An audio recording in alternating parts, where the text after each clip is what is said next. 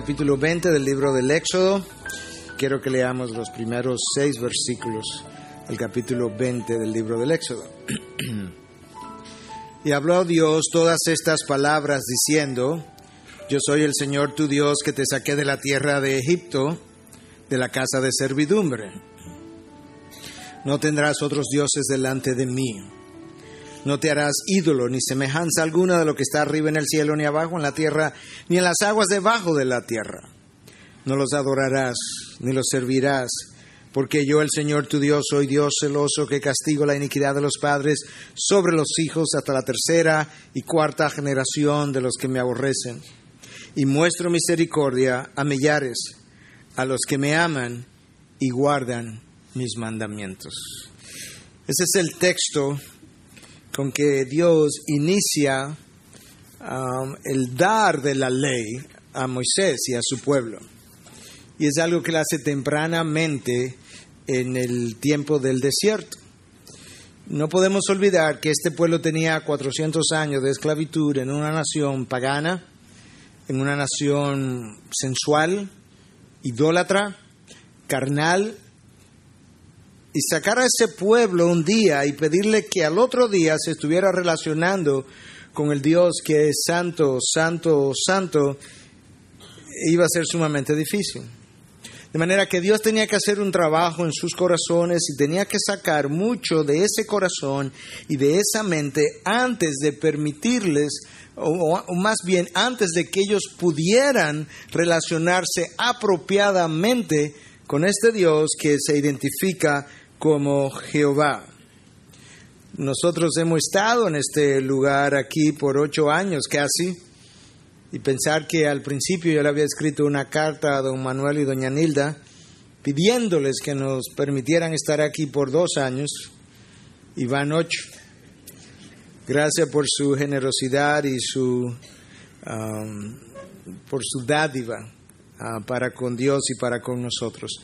Pero menciono eso simplemente porque entiendo y estoy convencido de eso, que hasta que Dios no termine de hacer el trabajo que Él tiene que hacer en el corazón y en la mente de cada uno de nosotros, estaremos de este lado del Jordán. Y estamos cerca, pero no hemos cruzado.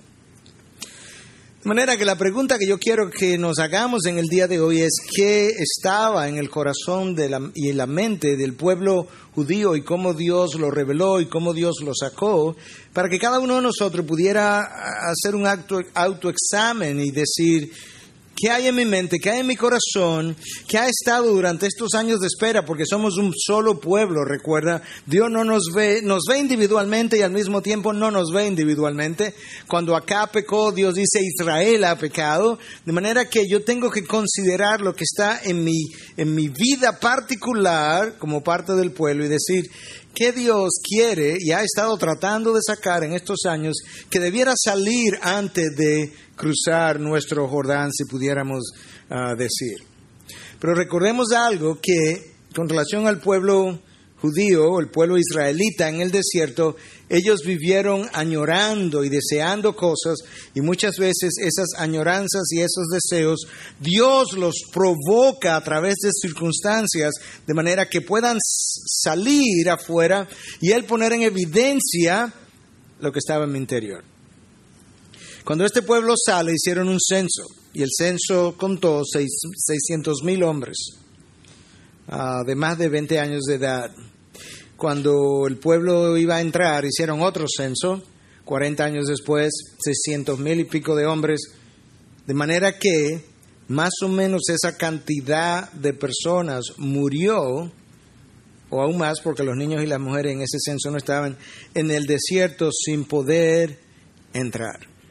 Solamente Caleb y Josué pudieron entrar a la tierra prometida, a la tierra que le fue jurada a Abraham.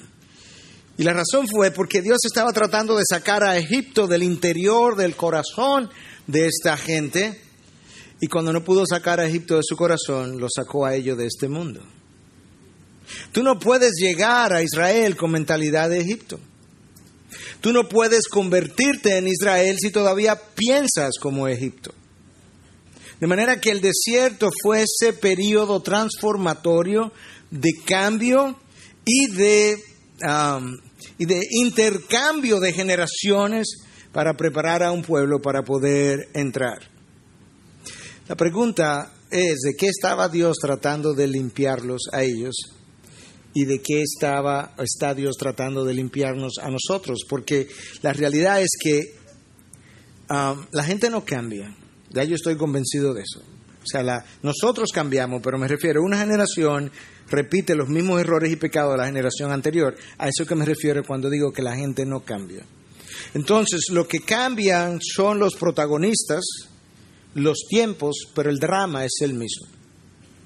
Y eso es lo que nosotros tenemos que ver, como ese fue su drama, de qué manera yo repito ese drama hoy, de tal forma que yo, en relación con Dios, interactuando con su palabra, pueda ser limpiado de estas cosas. Pero una de las primeras cosas que Dios hace, al sacarlo al desierto para comenzar a tratar con ellos, es que le da su ley, le da sus 10 mandamientos. Y esta ley que Dios le dio, cuando Él comenzó a hablar, estas son sus primeras palabras. Escucha. Y habló Dios todas estas palabras diciendo: yo soy el Señor, tu Dios, que te saqué de la tierra de Egipto, de la casa de servidumbre. Todavía Dios no ha dado un solo mandamiento, pero ya le ha dicho muchas cosas. Pero lo primero que Él hace es que Él se identifica. Y la palabra Señor ahí, si usted lo nota, por lo menos en la Biblia de las Américas y otras traducciones similares, aparece en mayúscula por completo. No simplemente la S, sino toda la palabra. Eso implica que está traduciendo el nombre Jehová. De manera que esto es lo que Dios le dice: yo soy Yahweh, tu Dios. El Dios autosuficiente. El Dios que no depende de nada ni de nadie. El Dios autoexistente, el Dios que tiene vida en sí mismo, el Dios que es independiente de todo el mundo y de toda su creación, el Dios que no tiene comparación, Yahweh. Ahora escucha, pueblo, yo no soy Yahweh tu pana, yo soy Yahweh tu Dios. En otras palabras, yo tengo el derecho sobre tu vida. Yo tengo el derecho sobre las naciones. Yo tengo el derecho sobre todo el universo. Mis pensamientos nunca serán tus pensamientos. Mis caminos jamás serán tus caminos. Yo existo en una categoría por sí sola, única. Yo soy Jehová, tu Dios. Y eso era importante porque este pueblo tenía que entender al principio la manera como te va a relacionar conmigo no es como te relacionaste con tus dioses, que no eran dioses, eran simplemente ídolos. No te vas a relacionar conmigo de una manera ordinaria como tenía 400 años relacionándote con ellos. Yo soy un Dios extraordinario en busca de un pueblo extraordinario para establecer una relación extraordinaria. Jehová, Yahweh, tu Dios. El pueblo tenía que comenzar a entender eso, esa diferenciación. El creador del universo, el gobernador del cielo y tierra.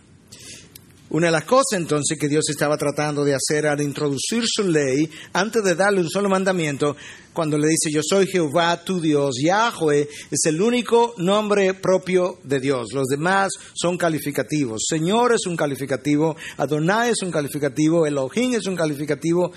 De hecho, Elohim es aplicado a otras cosas también. De manera que Yahweh es un nombre propio, el nombre que está supuesto a ser reverenciado por encima de cualquier otro nombre, el nombre que representaba el cuarto mandamiento de la ley de Dios. Tienes que aprender a reverenciarlo antes de comenzar a relacionarte conmigo apropiadamente. Esa es la razón por la que cuando los discípulos vienen donde Cristo, le dicen, Señor, enséñanos a orar. Cristo comienza diciendo, Padre nuestro que estás en los cielos, santificado sea tu nombre. ¿Por qué? Porque si no aprendes a reverenciar, a respetar lo que está detrás del nombre, la esencia que el nombre representa, jamás podrás respetar y valorar los mandamientos detrás del nombre y que el nombre representa. Y lo violarás continuamente. Una vez Dios identifica a su pueblo, lo marca con su nombre, le impregna su nombre. Y luego Dios se toma sumamente en serio la relación y la forma de vida del pueblo sobre el cual se invoca su nombre. Y la razón es que la manera como ese pueblo viva le da una mala o una buena reputación al nombre de Dios. Y eso fue exactamente lo que ocurrió, exactamente lo que el pueblo hizo, y fue exactamente la acusación de Dios. Mi nombre ha sido profanado entre los gentiles a causa de vosotros. Vosotros lo profanasteis primero, los gentiles los vieron y los gentiles se burlaron del Dios de ustedes porque ustedes no reverenciaron mi nombre. Y entonces Dios comienza a instruir al pueblo desde el principio: yo soy Jehová tu Dios. Dios quería que el pueblo entendiera que Él no tiene comparación, que Él es un Dios singular. Y de esa misma manera, su pueblo debiera ser un pueblo singular, sin comparación. Y le dio al pueblo un estatus especial entre las naciones y les ordenó no mezclarse con ellos ni copiar sus costumbres. Pero escucha ahora a Dios: yo soy Jehová tu Dios, que te saqué de la tierra de Egipto, de la casa de servidumbre. Eso es como continúa. Una vez Dios se identifica, Dios lo que hace es que les recuerda a ellos, antes de darle el primer mandamiento, lo que Él ha hecho. Le dice: tú no puedes olvidar a la hora que tú comiences a ver estos mandamientos y a encontrártelos difíciles de cumplir, tú no puedes olvidar que yo fui quien te sacó de la esclavitud y de la servidumbre. Yo fui quien te hice libre. Tú eras esclavo, yo te traje a la libertad, de manera que yo soy Jehová tu redentor. Yo te he dado redención. Esa es la palabra usada para hablar de alguien que ha pasado de la esclavitud a la libertad. Yo soy tu redentor. De manera que Dios les dio redención antes de darle la ley. Y la redención es tipificada por el Evangelio. Y el Evangelio significa buenas nuevas. De manera que Dios le dio al pueblo las buenas nuevas antes de darle la ley. La gracia precedió la ley. Y Dios quiere que ellos entendieran cómo la ley tiene que ser interpretada a la luz de la gracia que Él le había concedido a través de la redención. Yo soy Jehová tu Dios. De manera que ellos son libertados y ya libres, Dios les da la ley. La ley no le fue dada para que se ganaran la libertad. No, la ley le fue dada después de su libertad. La ley le fue dada a personas redimidas para que pudieran vivir para glorificar a su Dios. Déjame decir esto otra vez. La ley le fue dada a personas ya redimidas de la esclavitud de Egipto. No estoy hablando del pecado todavía, pero estaban redimidas porque Egipto y toda esta experiencia es la tipificación de lo que pasa con mi salvación. De manera que la ley le fue dada a personas ya redimidas de la esclavitud de Egipto para que en la libertad del desierto, en relación con su Dios y ayudados por su Dios, ellos pudieran cumplir la ley de Dios. La ley le fue dada por 3 razones. Número 1, para enseñar a un pueblo que había vivido esclavo por 400 años cómo vivir en libertad, pero para la gloria de Dios. Número 2, la ley le fue dada para restringir el pecado en ellos y en medio de ellos. Y número 3, la ley le fue dada para revelar el pecado en ellos. Y esas 3 funciones la ley debía cumplir. Y al revelar el pecado en ellos, para llevarlo hasta Cristo. Eso es exactamente lo que Pablo dice en Gálatas, cómo la ley fue el ayo que los llevó hasta Cristo. Un ayo es como una nodriza, es un esclavo, o era un esclavo que se te asignaba cuando tú estabas pequeño para que te guiara y fuera contigo a todas partes hasta que alcanzara la adultez. De esa misma manera la ley fue ese ayo para llevarnos hasta Cristo. Eso es como debía funcionar. Pero este pueblo ahora, que estaba en libertad, tenía la ley, tenía que aprender a cómo se vive en libertad. Y una buena ilustración de cómo estas cosas causan ciertos pensamientos en nosotros. Un estudiante de Martín Lutero estaba escuchando a Martín explicarle cómo es que Dios nos ha salvado por gracia. Y Martín Lutero le decía, no es por obras. Las obras no tienen un rol en nuestra salvación, de la misma manera que la ley no fue la que libró al pueblo de Egipto. Es algo completamente por gracia. Mi comportamiento no me lo puede ganar. Yo no puedo hacer eso. El estudiante lo escucha, le está teniendo cierta dificultad en entenderlo, pero finalmente le dice, bueno, pero si mi comportamiento no me lo puede ganar, incluso no me lo puede hacer perder, entonces yo puedo vivir como yo quiera. Y Martín Lutero dice, exactamente. Ahora, ¿qué es lo que tú quieres? Porque lo que nosotros queremos revela a quién servimos. Lo que nosotros queremos revela cuál es nuestro Dios, o más bien nuestro ídolo, porque Dios es solamente uno. Lo que nosotros queremos es el mayor revelador, muchas veces, de las cosas que Dios quiere sacar de en medio de nosotros. Y Dios los sacó a la libertad, pero ellos no sabían cómo vivir en esa libertad todavía. Y Pedro, reflexionando sobre esta idea en el Nuevo Testamento, cuando escribe su primera carta, le dice, andad como libres, pero no uséis la libertad como pretexto para la maldad, sino empleadla como siervos de Dios.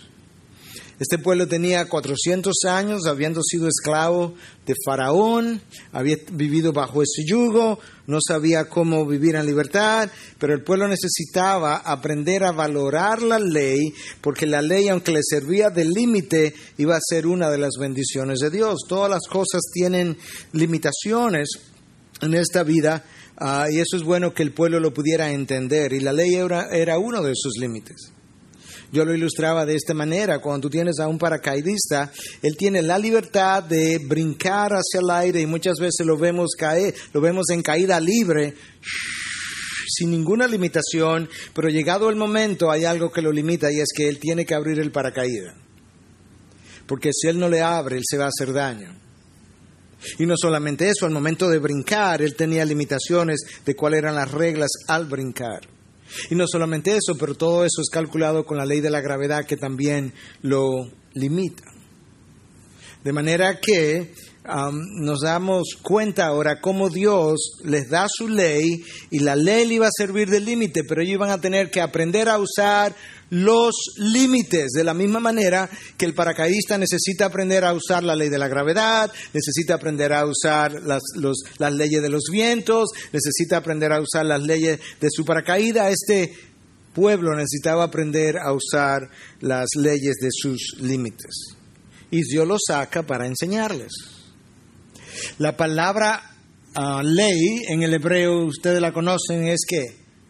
Torah. Y Torah significa instrucción. De manera que Dios, cuando nosotros decimos Dios le dio su ley, realmente lo que estamos diciendo y lo que el pueblo hebreo oyó fue: Dios les dio su instrucción, su dirección, cómo andar, cómo caminar de una manera clara, para que ellos, siendo libres, pudieran vivir para la gloria de Dios. Y eso es algo que nosotros todavía necesitamos entender. La ley se le dio, en tercer lugar, decíamos, para que ellos pudieran ver el sucio en ellos.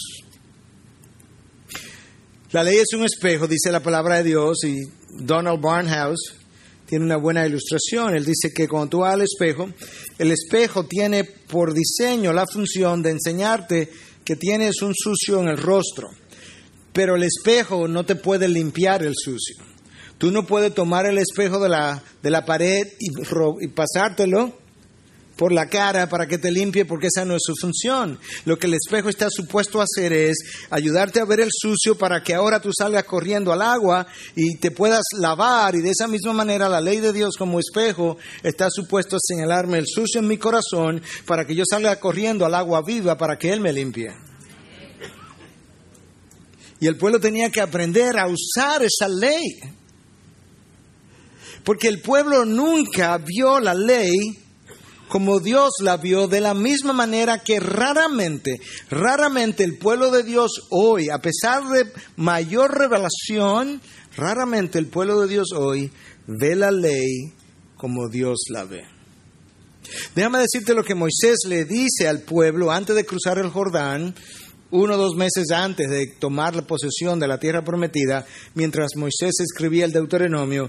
¿Qué Moisés le dice acerca de la ley a este pueblo? Deuteronomio 6, 20 y 24. Cuando en el futuro tu hijo te pregunte diciendo, ¿qué significan los testimonios y los estatutos y los decretos que el Señor nuestro Dios os ha mandado? Entonces dirás a tu hijo, éramos esclavos de Faraón en Egipto y el Señor nos sacó de Egipto con mano fuerte. Además el Señor hizo grandes y temibles señales y maravillas delante de nuestros ojos contra Egipto, contra Faraón y contra toda su casa. Y nos sacó de allí para traernos y darnos la tierra que Él había jurado dar a nuestros padres. Y el Señor nos mandó que observáramos todos los estatutos, escucha, y que temiéramos siempre al Señor nuestro Dios, escúchame bien ahora, para nuestro bien y para preservarnos la vida como hasta hoy. Wow. Moisés comienza diciendo, cuando en el futuro, si tú revisas el Antiguo Testamento, hay una preocupación de parte de Dios continua a que en el futuro, cuando las generaciones futuras se levanten, jamás olviden la ley y lo que Él hizo en las generaciones pasadas. Estas palabras que yo te mando hoy estarán sobre los postes de tu casa y en tu frente y en tu mano, y se las repetirás a tus hijos y a los hijos de tus hijos. ¿Para qué? Para cuando en el futuro, Josué, para cuando en el futuro vinieron los profetas, para cuando en el futuro las generaciones que ya se levantaron alejadas de mí, alejadas de mi verdad, alejadas de lo que yo hice, pregunten, tú les puedas decir que mi pueblo guarda continuidad desde el día que yo lo levanté hasta el día que entren en gloria.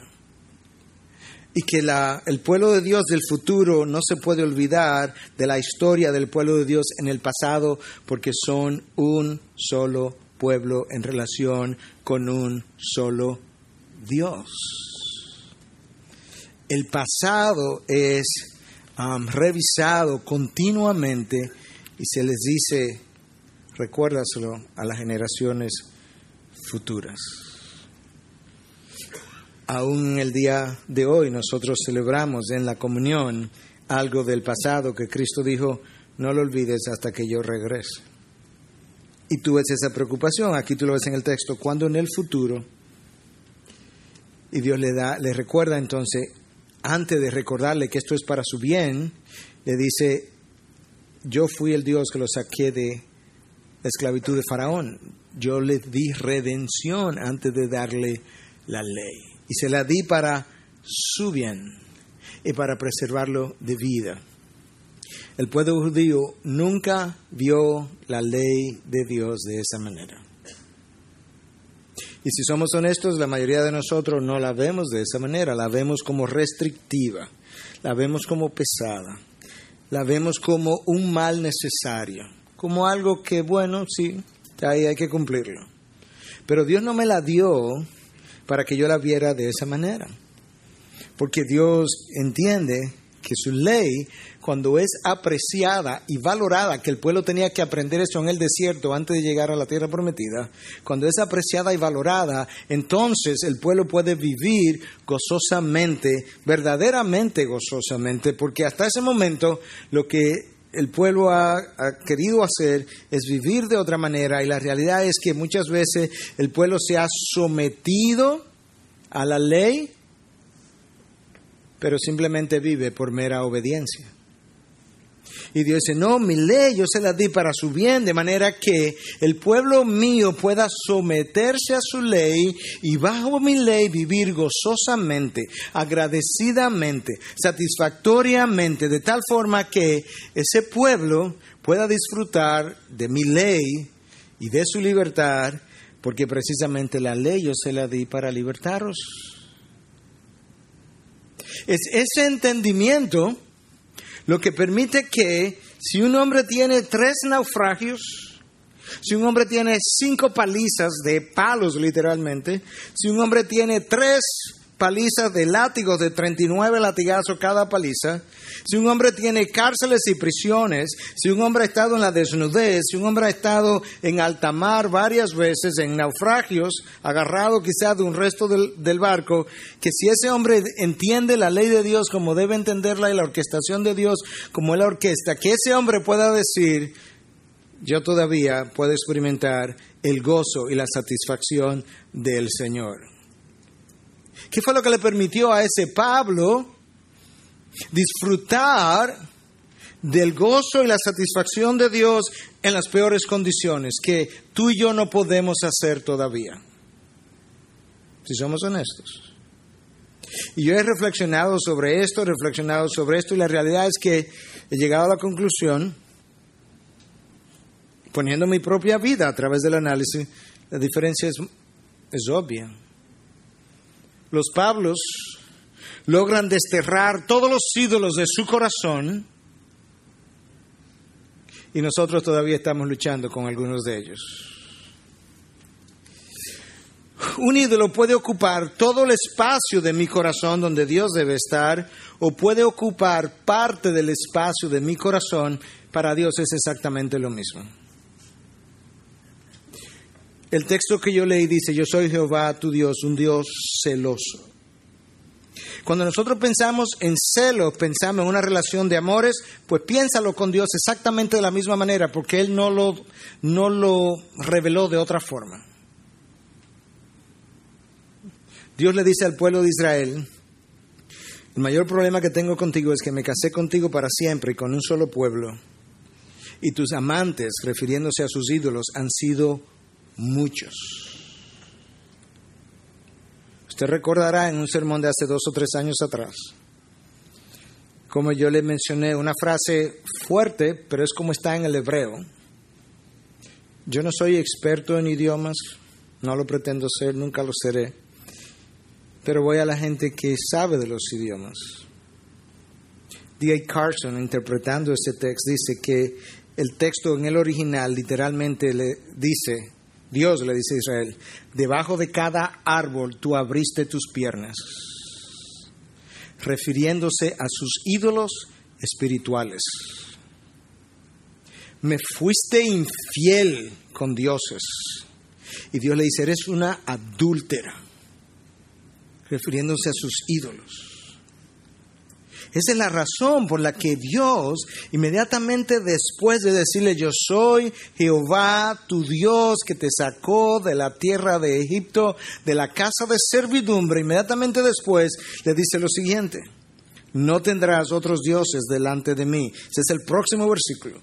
No te harás ídolo, ni semejanza alguna de lo que está arriba en el cielo, ni abajo en la tierra, ni en las aguas debajo de la tierra. No los adorarás, ni los servirás, porque yo, el Señor tu Dios, soy Dios celoso, que castigo la iniquidad de los padres y sobre los hijos hasta la 3ª y 4ª generación de los que me aborrecen. Y muestro misericordia a millares, a los que me aman y guardan mis mandamientos. La misericordia a millares. Sí, pero ¿de quién es Dios? De los que me aman. Y no solamente de los que me aman o dicen que me aman, es que guardan mis mandamientos y por tanto, por su obediencia, muestran que verdaderamente me aman. Y yo les muestro misericordia a millares. Lo primero que Dios tenía que hacer en este pueblo, antes de llevarlo a ser Israel, era desterrar los ídolos de su corazón. Por eso es que la ley de Dios comienza con este primer mandamiento: no tendrás ningún otro Dios, porque Dios los había acusado de adulterio y volvió a acusarlo de adulterio una y otra vez. Ahora, hermanos, cuando ellos salieron de allí y habían estado acostumbrados a imágenes de plata, de oro, de madera, esos ídolos eran fáciles de identificar. porque eran imágenes, eran visibles. Todo el mundo podía identificarlo. La dificultad está cuando el ídolo no es de madera, no es de oro, no es de plata, no es externo y no es visible. Bueno, ¿y qué clase de ídolo es? Es un ídolo invisible y que está escondido en mi corazón. Entonces ese ídolo no se ve. Entonces, ¿qué hacemos? ¿Qué hizo Dios?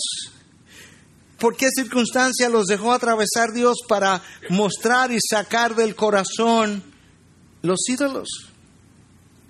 ¿Y cómo lo hizo? De la misma manera que Él lo ha hecho en mi vida y lo ha hecho en la vida, probablemente lo ha estado haciendo en la vida de cada uno de nosotros, porque es el mismo Dios y nosotros somos el mismo pueblo.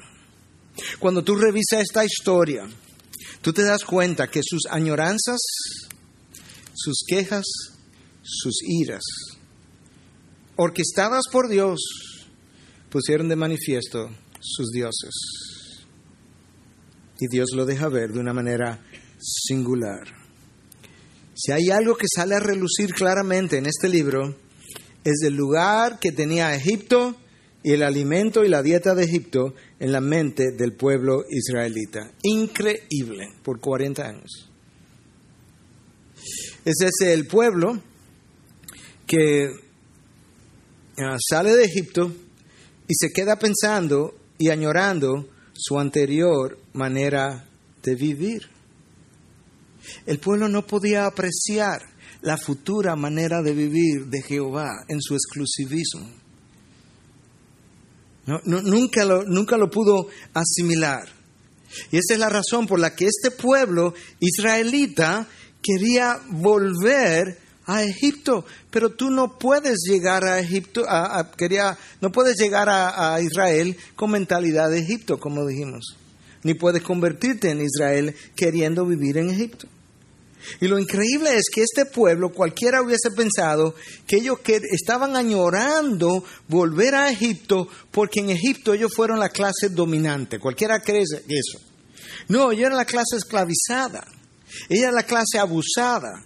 Esa era la clase que pasó hambre, que pasó trabajo, que no tenían derechos. Y sin embargo, Egipto había pasado a ocupar un lugar tan predominante en su mente, en su corazón, que ellos no se veían sin Egipto. ¡Ay, Egipto! Si pudiéramos volver a Egipto. En un momento dado incluso eligen un líder para volver a Egipto. No podían soñar con la tierra prometida. Nunca en el Pentateuco tú escuchas ninguna palabra de parte del pueblo diciendo: ¡ay, cuando lleguemos a la tierra prometida! ¡Ay, donde habrá abundancia de leche y miel! ¡Ay, donde se acabarán los trabajos! No. ¡Ay, Egipto! ¿Pero qué es lo que tú quieres de Egipto? Pepinos, cebolla. Dios mío. Eso está revelando dónde estaba su corazón.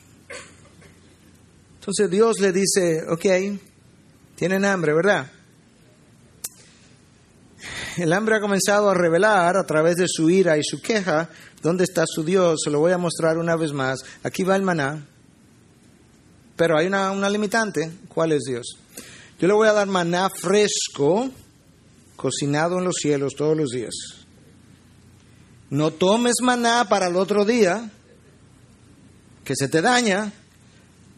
Ok, Dios, llegó el maná. A coger maná. Y vamos a guardar para el próximo día. Y se pudrió el maná.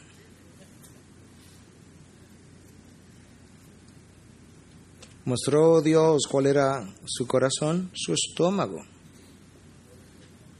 ¿Y qué ocurre? Que el ídolo de su estómago no le permitía obedecer la ley de Dios.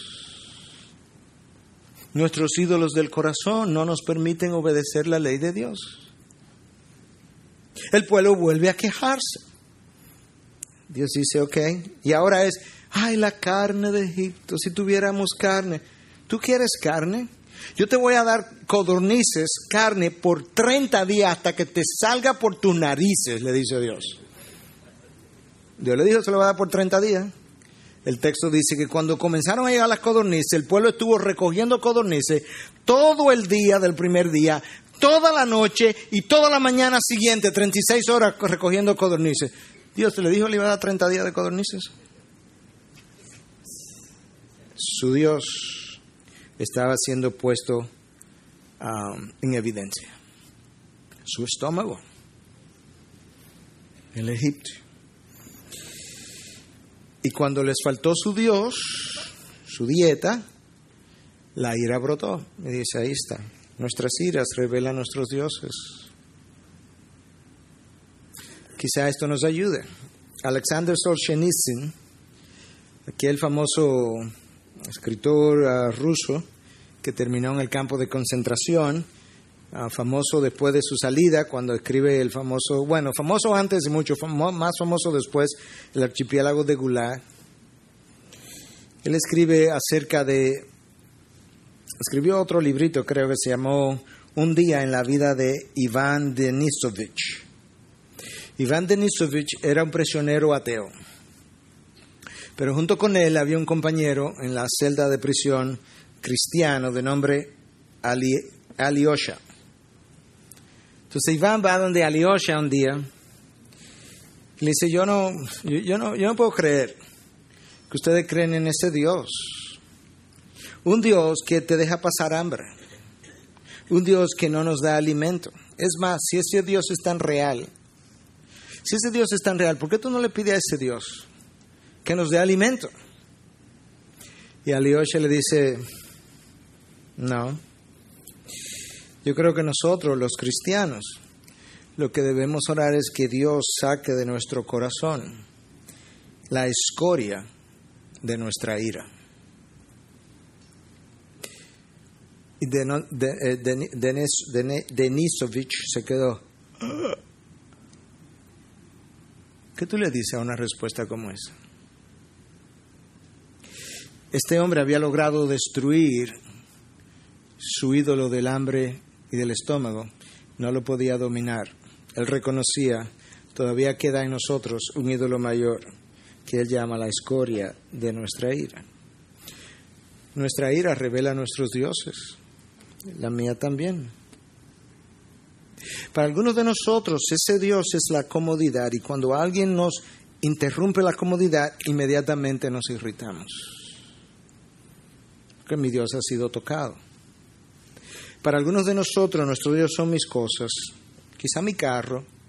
Entonces cuando alguien raya mi carro, me toca mi carro, yo me irrito porque han rayado mi Dios. Mi Dios intocable, me lo han rayado. Para otro de nosotros, mi Dios es el tiempo. Entonces, cuando alguien interrumpe mi tiempo, nos irritamos porque han tocado eso que ocupa ese lugar tan especial en mi corazón. Para mí, por mucho tiempo, fue mi preparación académica en la medicina. Y hoy yo miro para atrás y veo cosas que yo dije y cosas que yo hice, y ocasionalmente me río, pero más frecuentemente me avergüenzo y digo, la escoria de mi corazón.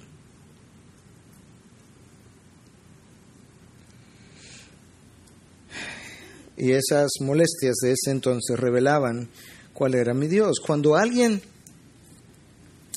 usted lo ha oído, usted lo ha vivido, usted lo ha dicho, en algún momento, cuando usted le pone la mano a algo o a alguien, y ese algo o alguien se irrita mucho, y alguien le pregunta, alguien dice, o quizá usted ha dicho, no, fue que le tocamos una vaca sagrada. ¿De dónde viene eso? Del desierto, del becerro de oro. Esa era la vaca sagrada de ellos. Le hemos tocado una vaca sagrada y eso los ha agitado. Usted le ha pasado porque usted ha tenido, y yo también, vacas sagradas. O quizá tenemos todavía.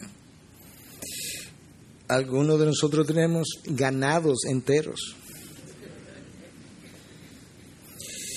El país, la comida, las imágenes que adoraban, cada una de esas cosas eran vacas sagradas en sus vidas.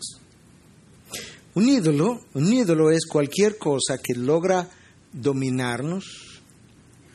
Entonces domina mis emociones hasta el punto que le roba a Dios el control de mis emociones. Y el ídolo queda en posesión de mi mundo emocional, cuando Dios debiera estar en control y en posesión de mi mundo emocional. Y eso va a variar. Entonces toma control de mi mundo emocional de manera tal que la lejanía del ídolo va a ir produciendo diferentes emociones. En algunos casos la lejanía del ídolo me produce inseguridad si mi ídolo era la seguridad. En otros casos, la lejanía del ídolo es tristeza si el ídolo me producía satisfacción, como en el caso de Egipto.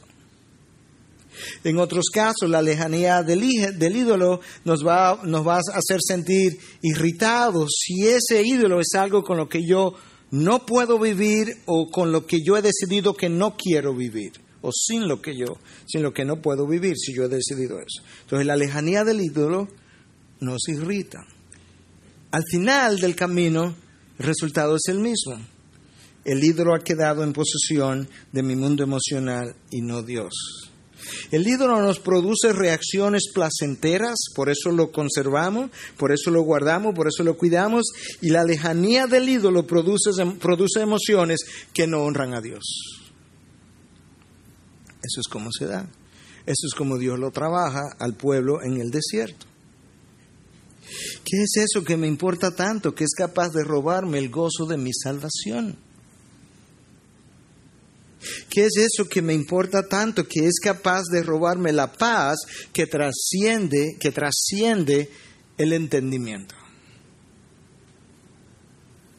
Yo decía esta mañana, en la enorme mayoría de las veces, es algo, yo recuerdo el día que comenzó, yo le puedo dar la historia en otra ocasión, pero comenzó un día de una manera muy puntual. En la enorme mayoría de las veces yo vivo con una enorme paz interior. Eso no dice que alrededor esté el mundo en paz, pero mi esposa lo sabe. Y muchas veces la pregunta más frecuente que mi esposa me hace es, ¿cómo está tu paz?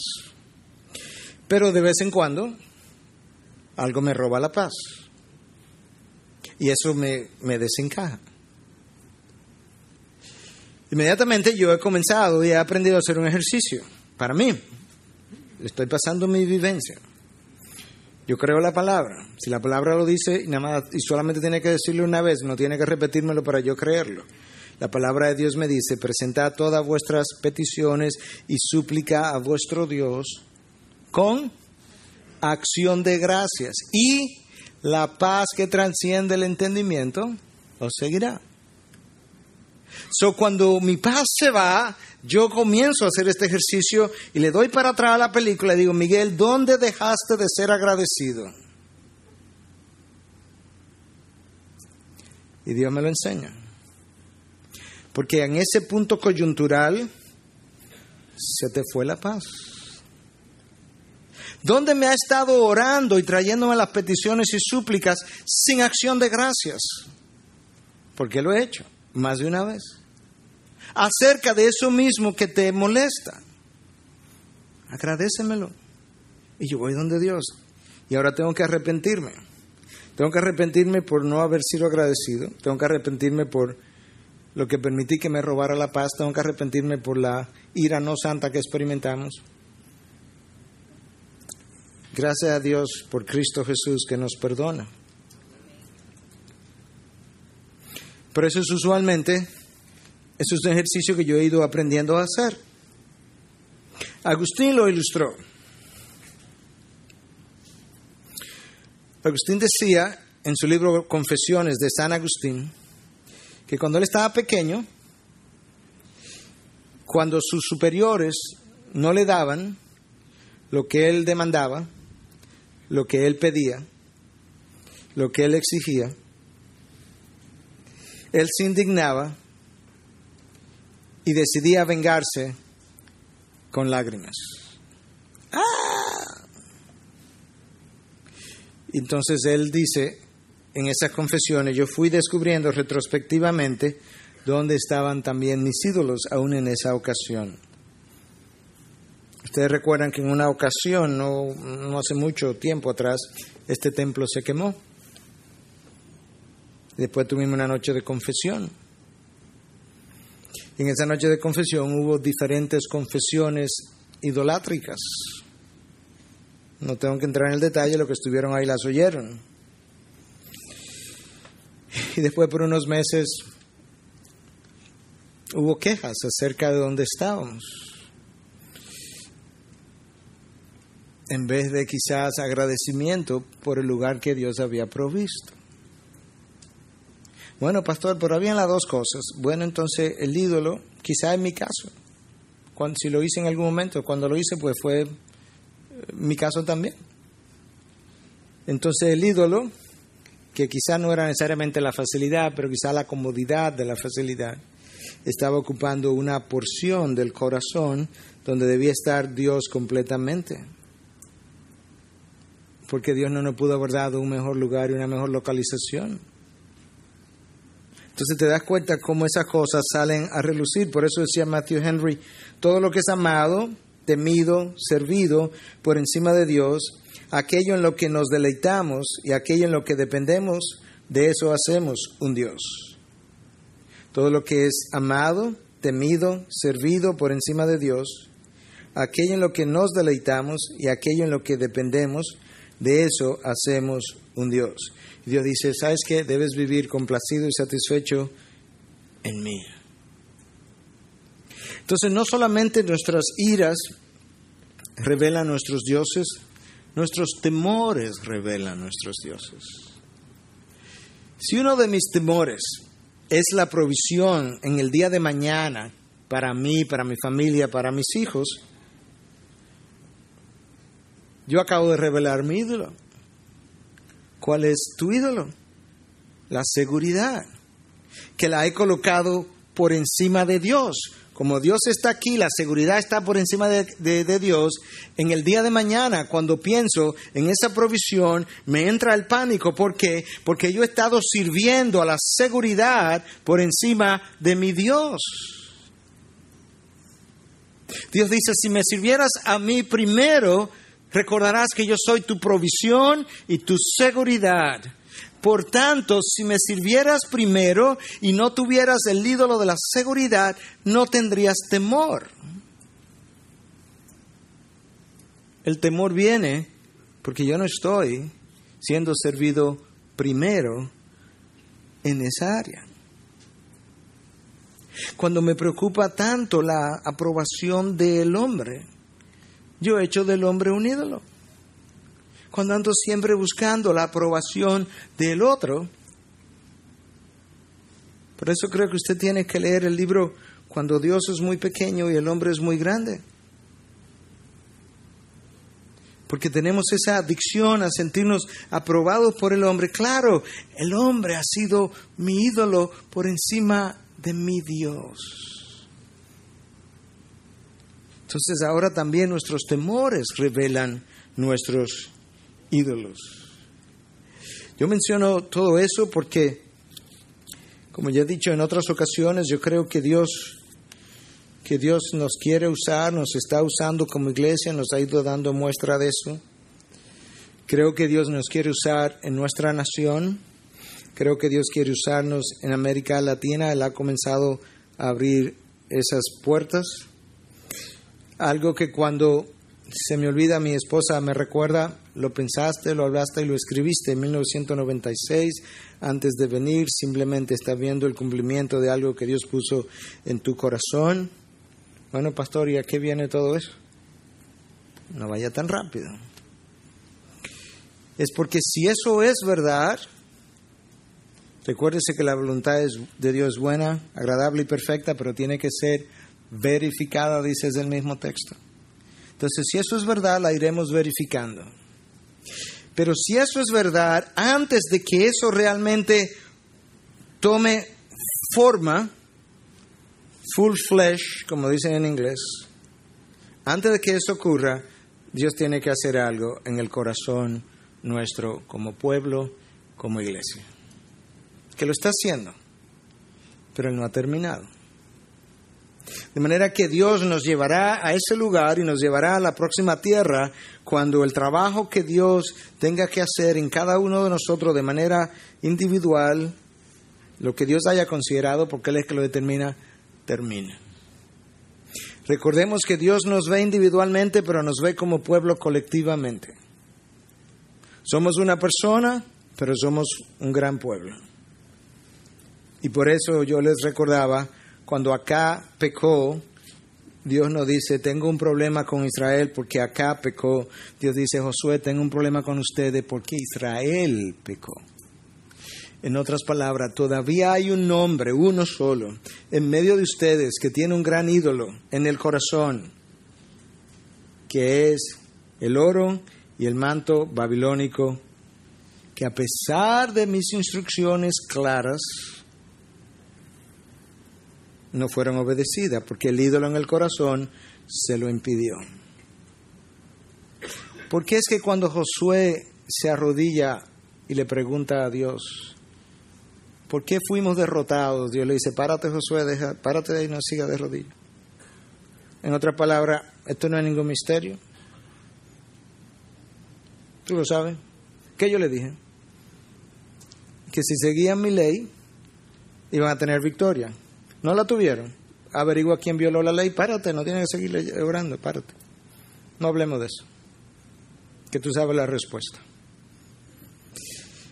Y así fue. Un hombre. Una gran derrota. Porque Dios nos ve como pueblo. Y yo tengo que aprender en esta generación posmoderna egocéntrica a vernos como pueblo, hermanos, todos colectivamente.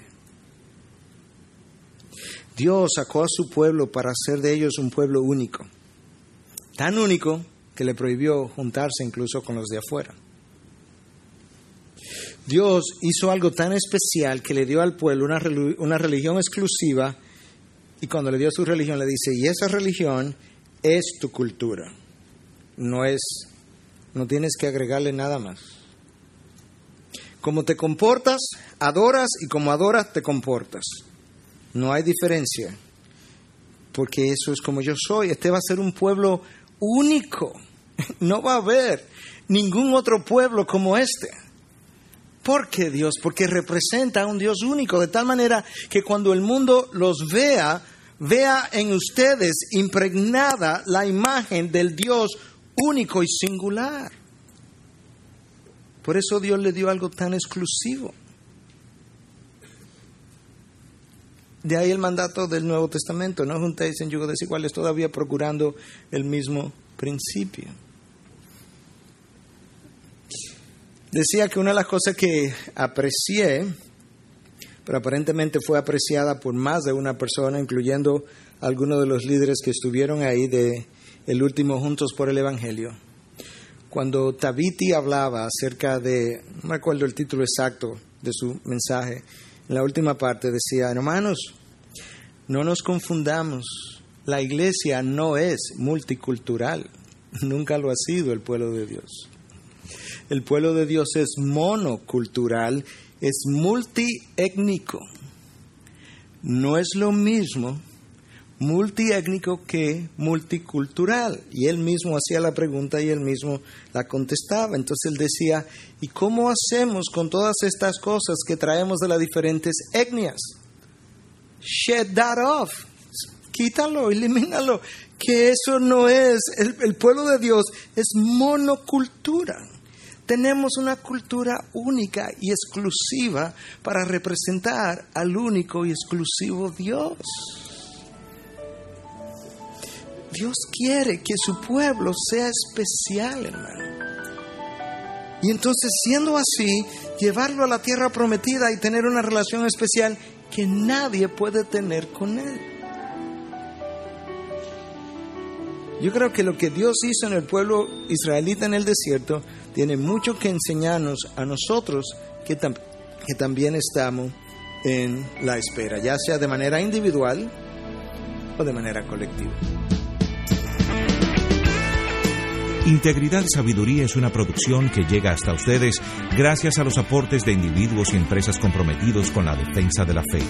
Para más información, preguntas y comentarios, visite nuestra página de internet www.integridadysabiduría.org. En esta página encontrará información sobre la producción de este y otros recursos que ponemos a su disposición, como también las formas en las que usted puede contribuir con la producción de programas como estos. Les invitamos nuevamente a visitar nuestra página de internet www.integridadysabiduría.org. Será hasta la próxima, cuando nos reencontremos con Integridad y Sabiduría.